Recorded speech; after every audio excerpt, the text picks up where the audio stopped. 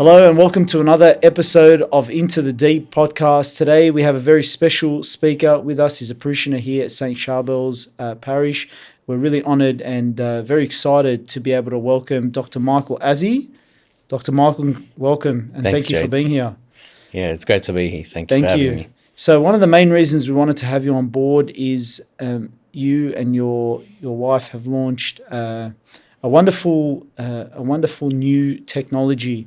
And I'm going to get into a bit of your experience to begin with, but just to kind of introduce it for our listeners and viewers, you've introduced a new technology, or you're working with a new technology called NaPro Technology. Can you explain a little bit about that to our viewers and listeners? Yeah, sure. So NaPro Technology is essentially, it's a branch of reproductive medicine. And it deals with challenges in reproductive medicine. So that could be with the male or female reproductive issues. Popularly, it's known as treating fertility problems, but it's not just for fertility issues. It's for any kind of women's health and men's health problem. It's evidence-based. It's a branch of medicine that was developed in the United States. It's been around for over 30 years with a lot of research and evidence behind it.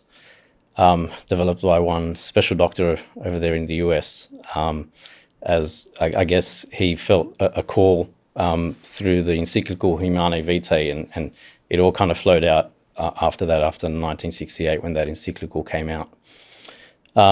So essentially the most basic way that I would explain NaPro Technology is that we kind of go back to basics in medicine. We look at reproductive challenges and fertility challenges back to the very basics, the root of the problem, try and uncover what causes are going on and how we can help that.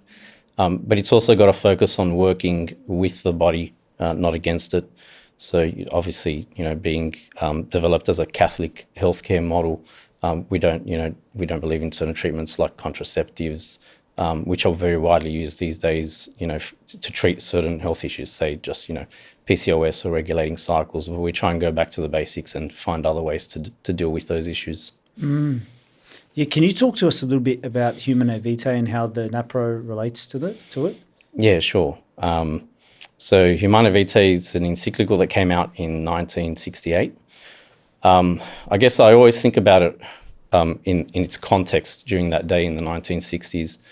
And I think which was around the sexual revolution, right? Yeah, exactly. Yeah. So around that time in the early 60s, the oral contraceptive pill had just been introduced, and it was a new thing. And in the church particularly, there was a lot of, discussion and debate amongst theologians at the time on whether the church would come out and, have a ruling on this, or whether it would accept contraception or be against it. And I guess the popular thought at the time was that, and a lot of the popular theologians at the time were all for contraception, whereas this encyclical came out and it essentially, laid the groundwork, against that and against, all artificial reproductive technologies. And essentially it was the basis of calling for a life-affirming healthcare that works with the natural processes of the body rather than against it, doesn't block certain aspects of the sexual act, like the procreative aspect. Dr. Hilgers at the time, Thomas Hilgers, who developed NaPro Technology, he read this encyclical and he felt this call, and he set up an institute, a medical institute, in research, and he called it the Pope Paul VI Institute, after the Pope who wrote the encyclical. It's now St. Paul VI Institute, after he became a saint. And he went into a lot of research, developed some methods that were formerly known as NFP methods, natural family planning methods, to track women's cycle and chart women's cycle. He was essentially a gynecologist early on, and then built on those methods and developed a more accurate method that we call the Creighton model. Creighton's named after the university he worked for in the US. And so from there, NaPro Technology developed as a medicine on top of that type of natural family planning method. So our basis is we use these forms of natural family planning methods we now like to call them more fertility awareness methods. I guess because in the past, natural family planning has had more negative connotations with it. And so, he developed this, when a lot of research went into it, developed this medical method that, like I said, works with the body. Yeah. You spoke about the negative aspects of the natural family planning. I know I've spoken to some people about it before, and I don't know if you agree, if you've heard the same, but some people are like, I don't want to have 20 kids. Like, is that what the church is expecting me to do? Like, just to breed to have as many kids as possible? What are some of the other kind of drawbacks that people have mentioned to you in relation to NFP? Yeah, I think from that point of view, there are some methods, especially methods that were developed early on, that weren't as accurate as what we use now. And so they may be, they were good methods for identifying fertile times in a woman's cycle, but they weren't so good methods to use if you were trying to, say, avoid pregnancy for a certain cause. And there's a number of valid reasons where you could avoid pregnancy for a certain time if you need to, whether it be, medical or other reasons. So NFP early on, was probably more known about this practice that you'd use to, identify your fertility and try and have babies, but it wasn't very accurate, and you'd had a failure rate if you were trying to, avoid pregnancy. These days there are, much, much more accurate methods. There's a method that I use called the Creighton model, which, has really great rates of unintended pregnancies in certain studies, and some studies would be comparable to things like the oral contraceptive, because every method you use, whether it's a contraceptive, sterilization, an NFP method, they are all going to have failure rates at the end of the day. So the methods we have these days, other ones that are like, urine monitors, like there's Fem and Marquette methods and things like that, that can be really, really accurate at trying to avoid pregnancy. So that's probably one of the negative connotations, is that they weren't so accurate, or they had high failure rates quite early on. Obviously, well, I know for me, and I'm just using this as an objective kind of comment, I know many people who've struggled to conceive. I know many who it's taken many years for them to actually have children. And a lot of them, because of their faith, opted not to do IVF or any other methods.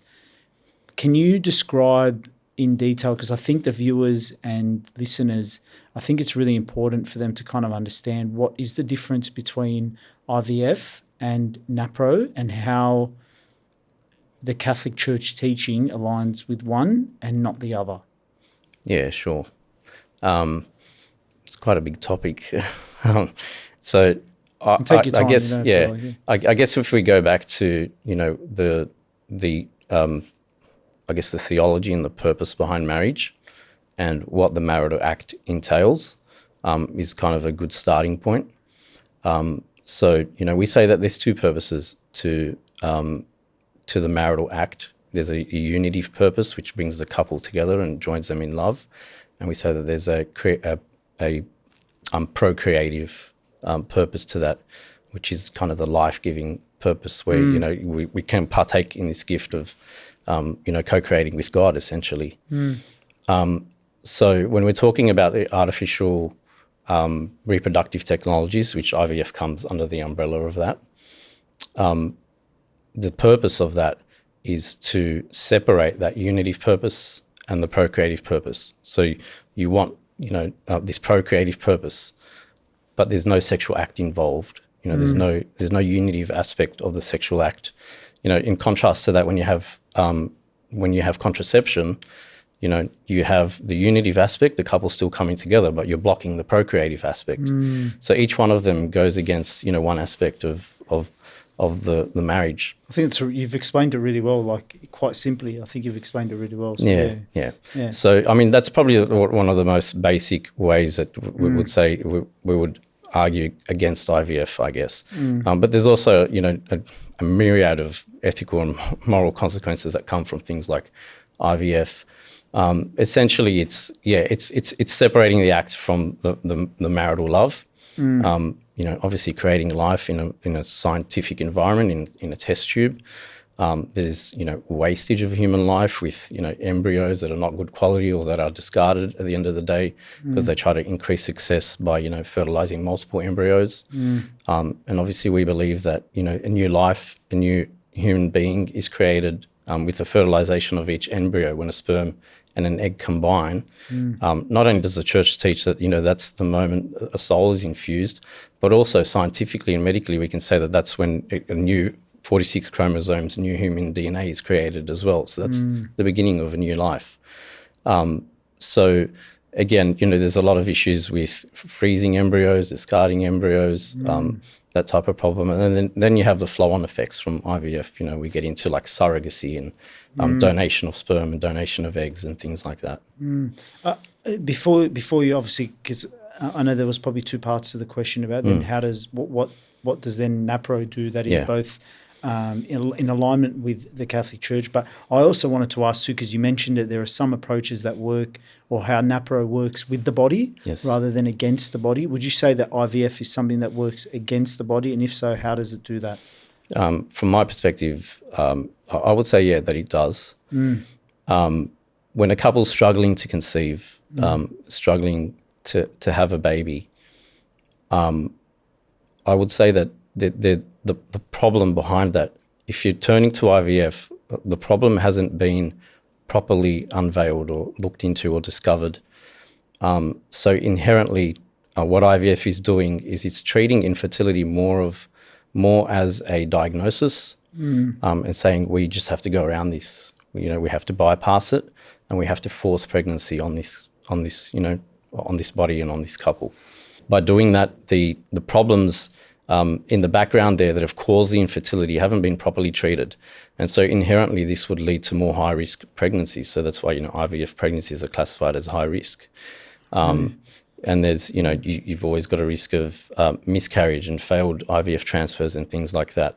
So whether there's a problem, with the egg or the man's sperm, or there's a problem with hormones, or whatever the issue might be that's going on in the background that hasn't been treated yet, this can all come to light once you force a pregnancy on the body and say you undergo IVF. And so when we say that NaPro works with the body rather than against it, essentially, NaPro itself stands for natural procreative. And so what we're doing is we are optimizing the conditions for natural conception to occur. That's essentially all it is. So we're treating any issues, and the act of intercourse, the act of love, of marital love between the couple remains just that, between the couple themselves. And, once all the issues behind that are treated and taken care of, then it's just up to that natural act for conception to occur, and we don't get involved in that act, essentially. So that's why we say it's natural. Yeah, of course. Can you go into a bit of detail about what some of the things, because you mentioned about that it's almost like you prepare them to be able to have the natural conception. Can you just go into a bit of detail about what kind of other common things that you would do, or maybe the common things that you see that you're able to assist with through the NaPro technology? Yeah. I might start with women and move on to men. Yeah. Essentially, in the traditional studies in infertility, or traditional or in conventional medicine studies into infertility, they treat infertility, or the definition of infertility is, failing to conceive after 1 year of trying of random acts of sexual intercourse. So that would be, a diagnosis of infertility. Who's stated that? That's just conventional medicine. Okay. Yeah. Right. So this is when, you'd start looking into issues about why a couple aren't able to conceive. And so in terms of statistics, when we're talking about infertility, we know that 40% can come from a female factor or from issues with the female. 40% can come from a male factor or issues with the male. And 10% can be combined, so issues on both sides. And another 10% traditionally is said is unknown or unexplained infertility. But I think in NaPro, we've done our own research and our own studies, and we have a lower rate of unknown or unexplained infertility because there's always issues in the background that we can kind of identify or uncover. And so getting to the actual treatments that we, see quite commonly, quite frequently, we would start looking into problems and issues a lot earlier than traditional medicine as well.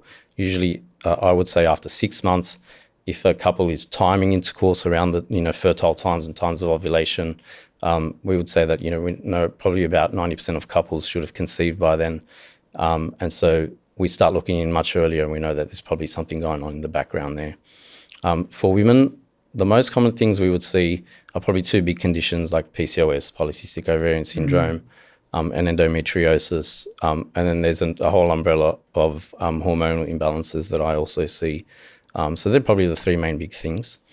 Are they easy fixes, doctor, generally, or? Generally not. Yeah, with PCOS, it's essentially a metabolic disorder. So there's other issues going on, whether it be, weight problems or insulin resistance or problems with energy production, metabolism, and things like that. And so these days, PCOS is more being talked about as a wider metabolic issue, whereas sometimes the end effects of these metabolic problems can be PCOS. How it impacts fertility is that women with PCOS would tend to get more irregular cycles. And so they're not ovulating, as frequently. They tend to have longer cycles, and it's harder to predict ovulation. But also within stages of PCOS, you can get abnormal ovulation or anovulation, so when a woman's not ovulating at all. So that's obviously quite important for your fertility if you're not able to ovulate properly. Endometriosis is another really, really big one. It's when you get growths of endometrial tissue outside of the uterus, so it can happen on the ovaries, and it can block ovulation itself. You can get endometrial growths on the fallopian tubes, and that can block the transport of sperm, the transport of the egg, or even the transport of the embryo once it's fertilized. And also, one big problem with endometriosis is it causes a lot of scar tissue, and that can obviously impact, the function of certain organs like your ovaries and fallopian tubes and uterus as well. And then I mentioned also about hormonal imbalances. So hormones are, obviously very important. A woman has a whole cycle of hormones. Some of them, the two main ones that are involved are, estrogen and progesterone. So we look into a lot of issues with them. The production of estrogen and progesterone, the metabolic processes in the body behind that. But also, there's certain things like your FSH, follicle stimulating hormone, LH, your thyroid, and a few other things that can be impacted. So yeah, there's a lot of different treatments that we can do. So some of the things I commonly would do, say with PCOS, is if a woman is not ovulating properly or doesn't have regular ovulation, we can help with that with certain ovulation induction. And ovulation induction itself is used in treatments like IVF, where you give certain medications to trigger ovulation.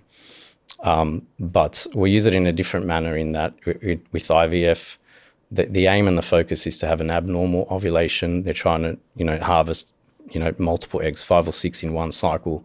Whereas with us, we're a bit more gentle on the body, and we just need one natural ovulation really in a cycle. So that's just one example of a treatment that we can do. But yeah, it's the treatments are varied, obviously, for every single couple and every single woman and man that sits in front of you are going to have different issues. So you have to tailor the treatments to them. Of course. Yeah. And then what about for men? Yeah, for men themselves. Again, there can be a lot of hormonal issues and imbalances. There can also be structural problems, so problems with transportation of sperm through certain structures, like we look at varicocele and other cysts and things like that can impact. But also, just anything really that can impact the production and maturation of sperm. So one thing I haven't really mentioned yet is lifestyle is a huge thing for us, whether it be for the man or for the woman. What are some of those things, doctor? Yeah, the things that I see commonly in men in our community would be like smoking or argile. Oh, wow. Alcohol can obviously impact a drug use. Past use of testosterone and steroids and things like that can negatively impact sperm production. Yeah. But also just generally unhealthy lifestyles. I think what's not talked about enough is exercise, doing good cardiovascular exercise, and certain things like the release of endorphins can really help with, regulating your hormones. Just generally healthy diets, not being, I guess, just being more conscious about certain things like, synthetic oils, processed sugars, processed carbs, fats and things in your diet can all negatively impact. So when we do an assessment for fertility issues, I don't just go into, the medical problems of a woman's cycle or of a man's sperm and a man's health. We look at all lifestyle factors, diet, exercise, supplements, medication. Mental health is a big part of my assessment. Just stress itself can raise cortisol and impact your hormones and things like that. So it's really a holistic approach from my point of view. It's interesting you say that, particularly around the lifestyle, but then more so about the stress and about like if a couple's been trying to conceive for months, for example, and it's not working, and then you start to overthink it, that can actually have an impact potentially. Yeah. I guess the anxiety and the concern and the worry about it, and also the pressures, I guess in our community, not just in the Maronite community, but the pressures from, family, extended family, can really add to that stress. Yeah.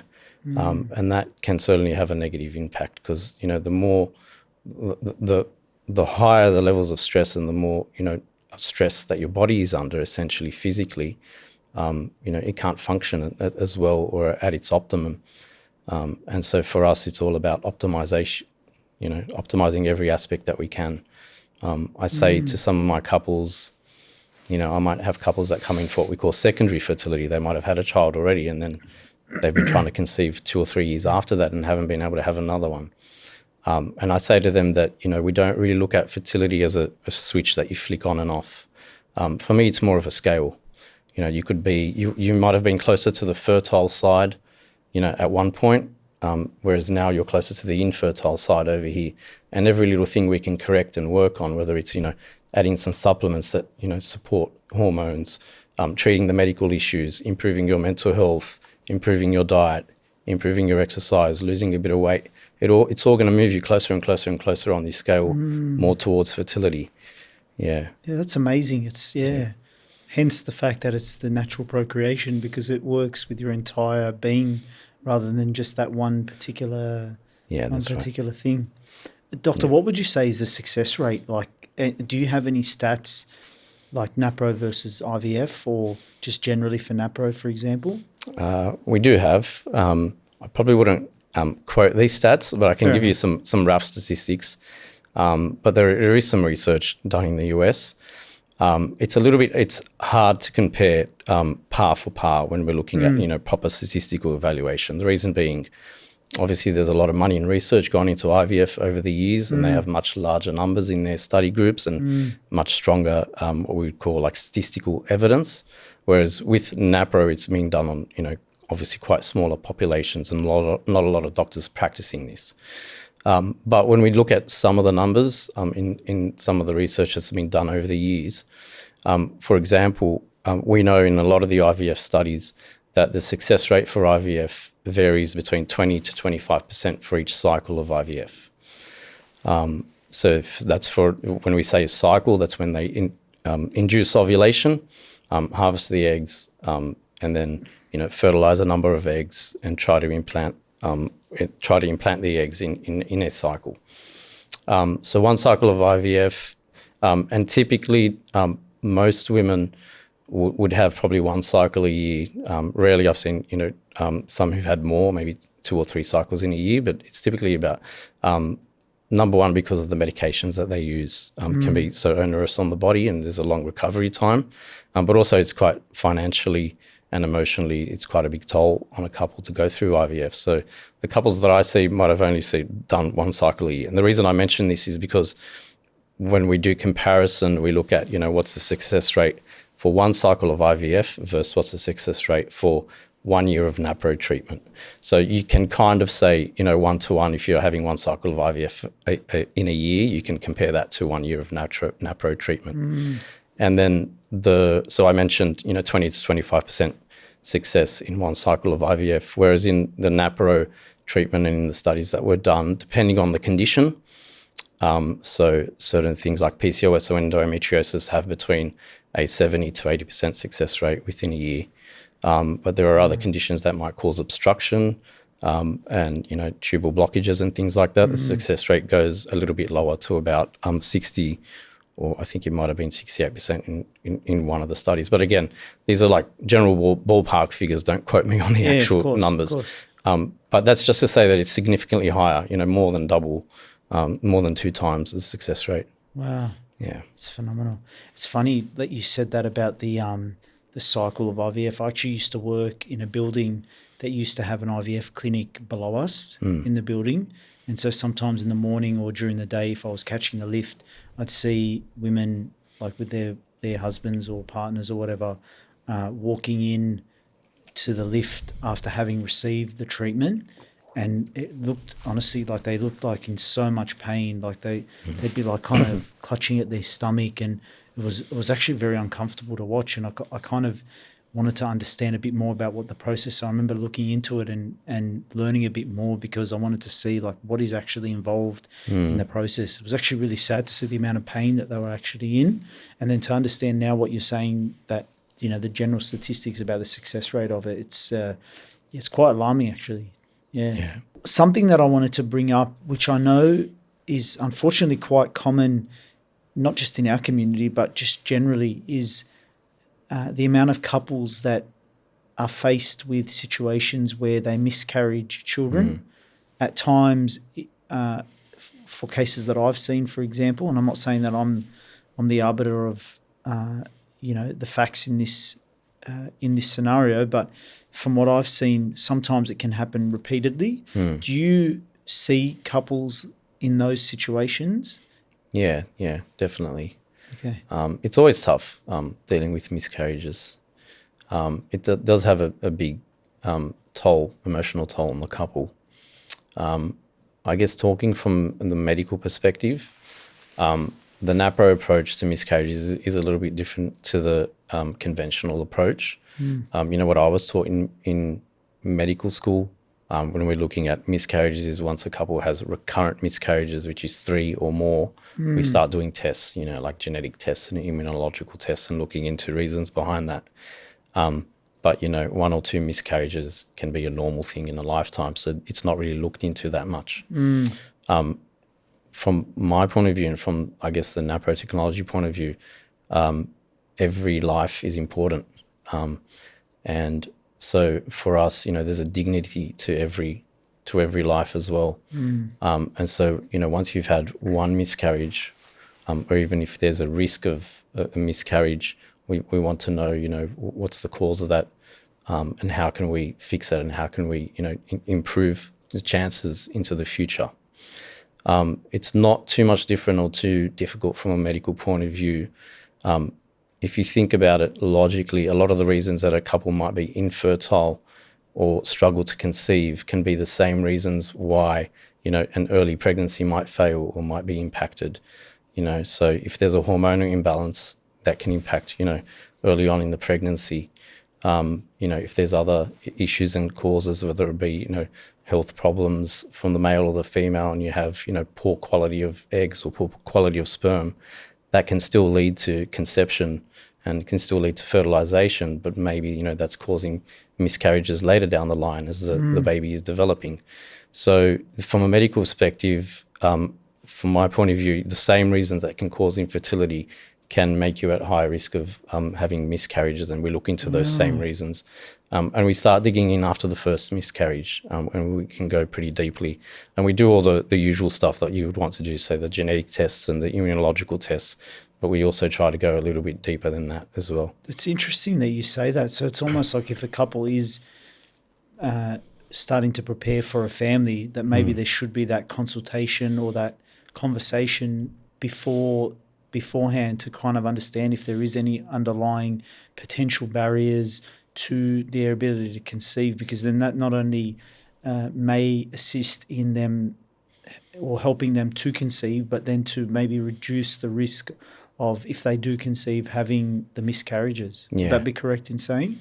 Yeah, to some degree. And you're right, when I talk to young women, even if they're not married, there's, certain issues that we can explore, and we can help them with. Say they have PCOS and irregular cycles, we can correct those cycles and make them more regular, and make sure that they're ovulating properly, so that when they do get to that stage and they are married or they are getting married, the problems are already taken care of, and they don't have this added stress into the marriage itself. Yeah, well, it's interesting that you touched on the stress, because I just want to go back to that just for a moment, because there are probably cases, I'm sure, that you've seen where stress has been a barrier to conception, and then the reversal of that, maybe a more relaxed mindset, or like you said, losing weight or focusing on mental health, may potentially then help to improve the chances of conception. I want to go to the mechanics of it a little bit, if you can, Doctor, and to explain why stress plays or can play a barrier, or can be a barrier to the conception process. There's a number of different ways. I mean, primarily, if your mental state is quite a stressed state and anxious and worried, there's going to be certain impacts and issues on your adrenaline levels and your cortisol levels, and that can have an impact on a lot of function of different hormones all over the body, not just in your fertility and your reproductive system. So that's probably the main way, I would say, that's impacted. Yeah, and I think it's we do lead quite busy lives, and it wouldn't be uncommon, I think, for couples in that busyness, particularly around maybe if they are newly married. There's a lot of things going on, particularly in those first couple of years of marriage. There's a lot to think about, buying a home and preparing and all of those kind of challenges, and sometimes it can be burdensome. And then there's, like we spoke about, maybe the community pressure of, you've been married for a year or two, when are you going to have a child? And then they go to try and have the child, and they're struggling to have children. Then people start asking them, like, what's going on? You've been married for 3 years or 4 years, or well, when are you going to have a kid? And then that probably adds that psychological, I suppose, kind of barrier. I know of people who have had those experiences before, where they were under stress, and and even situations where maybe the first child was through IVF, and then the second one was natural when they weren't expecting it, or they weren't planning at that particular time.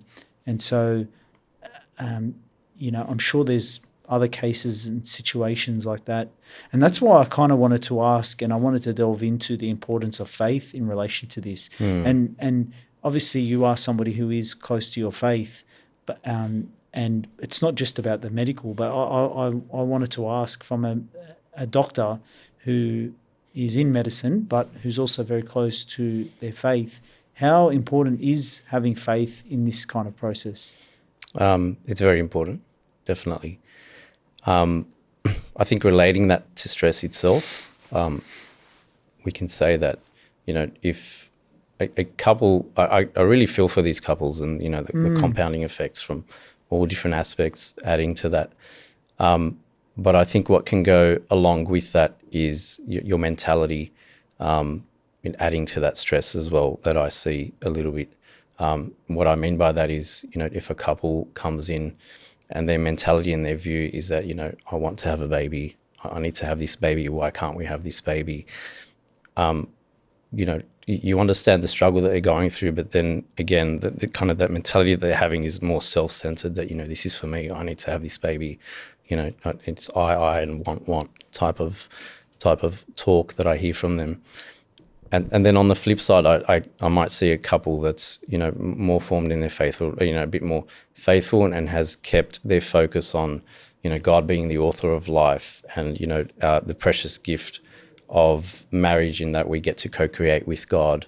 And so it's not this mentality of like consumerism or materialism, but this mentality of, partaking in a precious gift, essentially.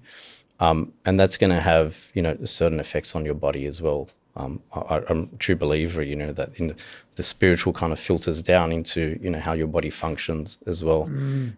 So these couples are probably going to be a lot more kind of relaxed and open to God's plan. And, that's going to lead to probably a healthier functioning of their bodies. Yeah, and I think that's something that gets maybe lost a little bit in the whole conversation about having children, is that, and you touched on it about like God being the author of life, and that it's it's not so much a right for us to have children, but a gift and a blessing for us to be able to partake in creation with the Creator. He's given us that ability to be the co-creators, in a sense, Yeah. of His plan of salvation through humanity, Yeah. which might, for some people, be like, "But hang on a minute, like it's a good thing to have kids," and that it is. It's a beautiful Yeah, thing it to is. have kids.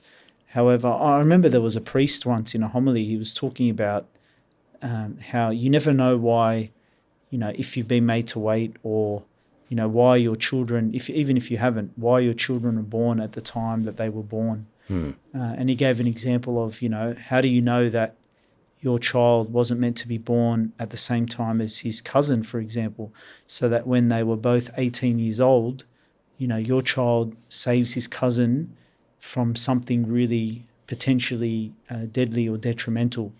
We don't really understand sometimes, like with many things, why God's plan is the way it is. Yeah. And I think that's as true for anything as it is for childbirth. And I think you touched on it well, and I think for anyone listening or hearing, it's not so much about saying, you shouldn't want to have children. Definitely not. No. It's not. It's a good thing to want It's a children. beautiful thing Yeah. to want. But in that want, it's important, I think, to leave some room for the fact that God is the author of life. He's the one that dictates that, Yeah. and that we cooperate in that plan with Him. And that's the most beautiful thing, I think, and that's as true with this as it is with anything. We pray for a lot of things in life, and maybe God allows us to wait for a greater purpose, and it's as much for children as it is about anything. Yeah, it's a beautiful thing. And you mentioned Humane Vitae earlier, and we spoke a little bit about that. And I think what's not widely known is that Humane Vitae, the encyclical, Karol Wojtyla was a shadow writer in Humane Vitae. And he would, of course, go on to become Pope St. John Paul II. And he developed his theology of the body, which is talking about a lot of what you mentioned, the beauty of God's design and how we can see that in our own bodies, and in, the union of our bodies as man and wife as well.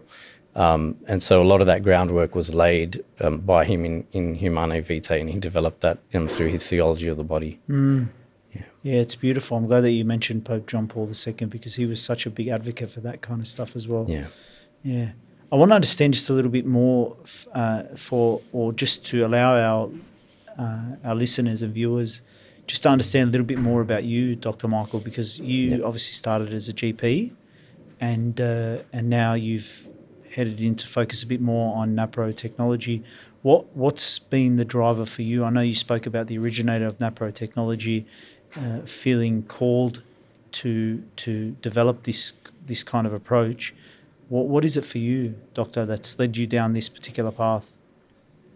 I think it's come through my practice as a GP. I'd see a lot of young couples struggling with these questions and with problems with their fertility. But also I'd see, just young women, because in my GP practice I have a big focus on doing certain things like iron infusions. But I'm not comfortable seeing a patient and just doing an iron infusion for them. I always want to go in and look at, what's the reason, what's the cause behind it. I always have been, the type of doctor that needs to look a little bit deeper into the issues. And so, obviously with doing iron infusions for a lot of young women, you come across a lot of problems with, heavy period bleeding and irregular periods and things like that. And so moving into that side of things, I'd discover that, just the conventional treatment for that is just, put them on the pill, regulate their period, which is not really doing, it's kind of taking over the period and creating an artificial period when you put them on the pill.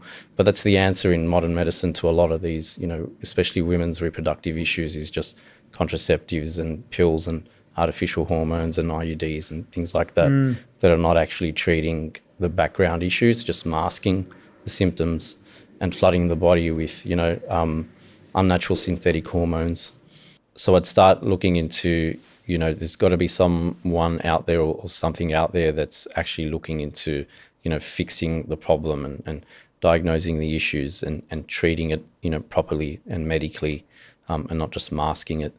And so that's how, I'd always kind of known or heard about NaPro Technology from, when I was a medical student. But then that's when I started to explore it a little bit deeper and decided to do the training, and go across to the US and, get into the field. Oh, wow. So you actually went to the US? Yeah. I had to train in the US. That's phenomenal. Yeah. It's interesting that you said about the pill, because I've always thought to myself with the pill, if, particularly younger girls are experiencing, menstrual issues at a young age, and then they're given the pill at a young age.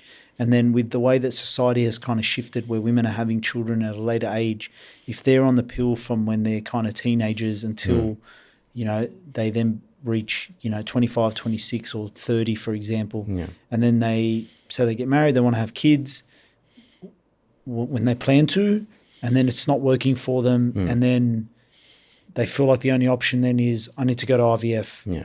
And then they go to the unnatural again, having been on the unnatural pill for however long, and then they go to the unnatural to then cover the natural issue that may have originally been present, that was being masked or suppressed by the unnatural for quite a long time. Can that have an effect permanently on conceiving? Yeah, to some degree. Yeah, it is a little bit of a cycle like you described. But I would usually say that, coming off the pill, it does take a little bit of a period for your natural hormones to regulate again. It can take up to a year to come back to kind of your natural state. But then, of course, is that going back to a normal state, or is there's an issue there beforehand, which is why you went onto the pill and that hasn't been treated yet. So what it's doing really is it's delaying, that process of diagnosing and treating. And so the whole process can take a little bit longer, definitely. And some couples can get, frustrated with that process and definitely turn to IVF and more unnatural processes, definitely. And it's interesting that you described it in that way, the unnatural leading to the unnatural. I guess because what we do and what we talk about in IVF is using natural hormones, what we call bioidentical hormones. So, there's a lot talked about the pill being a hormonal treatment, which it is. And say the traditional OCP, oral contraceptive pill, is a combination of a progestogen and a estrogen. So it's a type of progesterone and a type of estrogen. But, these aren't identical to the molecules and the hormones that your body is producing. And that's where the side effects can come from. And why is that? I think it's because, a lot of maybe the early research was done on these molecules. They were easy to make. They were cheaper for the drug companies to make. But, since then, all the money and all the research has gone into these medications. And essentially what's unnatural about these medications and why they have, the certain side effects, such as, increased risk of clotting and increased risk of certain types of cancers and things like that, is because you're not giving the same molecule that the body produces. If you want to give, progesterone, instead they give something like levonorgestrel or different molecule. And that may be a molecule that's, I don't want to get too technical, but it might be, 2 or 3 chains up the metabolic ladder. So it has to get processed into progesterone. But it's also being processed into other molecules, and that's what causes the side effects. So what we do in NaPro is if I want to correct, say, a progesterone deficiency, I'll give the bioidentical molecule progesterone. And it's a little bit difficult to do that. And, some of our medications have to be specially made and compounded. But it's a lot safer. It doesn't come with the side effects. So we go back again to natural basics. Yeah, thank you for that. Just for our viewers and listeners, I just want to take this opportunity to congratulate you and your wife on the opening of the NaPro clinic in Croydon Park in Sydney. Thank you. Just recently, which is wonderful. Can you tell us a little bit about that? What the facilities are there? How many doctors are going to be present? Why would somebody maybe look into coming and speaking to you and your team if they're experiencing fertility issues? Like, what kind of things can you discuss with them?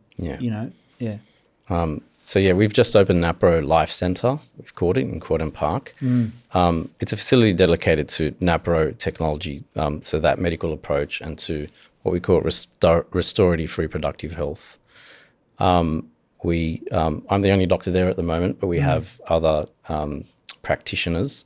So, one thing that I mentioned was we work with the woman's cycle with certain fertility awareness methods, or they used to be called NFP methods. So we have some practitioners that work with us that help teach women their cycles. And we've gotten, very accurate these days. The method that we use, I can look at a chart and I can diagnose certain issues like, PCOS or hormonal imbalances and things like that. And then this also not only helps with our diagnosis, but it helps when we come with like treating and timing certain things to a woman's cycle and things like that. So we have a couple of those practitioners working there. And then I have, a friend of mine who's another doctor who's doing the training in the US, and God willing, will jump on board and work with us as well. So we're a small team, but we're growing. And I also have, we've spoken a lot about stress and mental health. I also have, psychologists working in our clinic as well. It's phenomenal. To help with that side of things. And things we'll look to in the future is having like dietitian services and women's health physio, and I'll be wanting to set up an infusion clinic. So we definitely have room to grow over there. Beautiful. Yeah, it's such a wonderful. I think it's the wonderful foundation for what's going to be hopefully a new view of conception. And one of the things I remember when I found out that you were doing it, and even last week when I went to the opening, I thought in my mind, and I said it to somebody, I said it to one of the clergy who was there for the blessing. I said, it's wonderful because as Catholics, maybe sometimes we do get criticised for our views or the teachings of the church in relation to IVF, for example. But if somebody is genuinely struggling to have children, and we spoke about it, it's a wonderful thing to want to have children. But from a Catholic teaching perspective, obviously IVF is against the teachings of the church. But what's the alternative? They may ask, well, what's the alternative? What help do I have? And I feel like what you've done in bringing this technology to Sydney and to us here is given, I think, a hope. I definitely think some hope for couples, that there is an opportunity for them to still remain within the teachings of the church, but hopefully be able to look into maybe issues of why they're having problems conceiving. I believe I've certainly heard that a lot. And I guess that's one of the reasons that, one of the multiple reasons why I was encouraged to move into this field as well, because I used to hear that from a lot of my couples. We had no other option, or they felt like the medical system is just geared to force them down that avenue, down that path of IVF. And so I heard that a lot. We had no other option. And then also seeing the beautiful gift that comes as a result of that, and wanting to help in a better way. And going back to your question when you asked about, what are the sort of, things that we cover and conversations that we have at NaPro Life Centre. I guess I would say one of the main reasons why I wanted to set it up as its own dedicated clinic was I tried my best to do this type of work as a GP in like your regular GP clinic, but I find that extremely difficult because some of these assessments can take an hour or an hour and a half. We talked about the whole holistic approach, and it's impossible to do that with like a waiting room full of 8 to 10 people. So I just felt like it's something that needs to be done separately, not as a GP, but as a its own separate thing, which was a big drive towards building the NaPro Life Centre and opening it up as a clinic. Yeah, God bless you. And I think I think the Holy Spirit's very much moving in our community, because I know that you were speaking about the doctor that's gone over now to learn about the NaPro technology, who's also leading the New Teresa Centre that the Maronite Church has both endorsed and set up, helping women with pregnancies, issues with pregnancy and things like that. Yeah. So it's a wonderful, it's something that we'll probably talk about in the future a little bit more in our podcast, because I think the Teresa Centre and the intention and the initiative behind that, I think that needs a podcast on its own. But I feel like there is a beautiful movement happening within the Catholic Church, and particularly here in the Maronite Church, that is geared towards, life and protecting life in a culture which unfortunately has swayed a little bit from that. So, yeah, it's amazing work that they're doing at the Teresa Centre with pregnancy support and supporting crisis pregnancies as well. Yeah. Dr. Michael, thank you so much for joining us. It's been a pleasure. Thanks for having me. What's the best way that somebody can get in contact with you? I know you've got the social media profile set up. Do you have a website? Is there? What's the best way? How would you? That would be the best way, website or Instagram. So it's just naprolifecenter.com.au. Yep. And we're also on Instagram as NaPro Life Centre. That's NaPro. NaPro lifecenter.com.au or NaPro Life Centre on Instagram.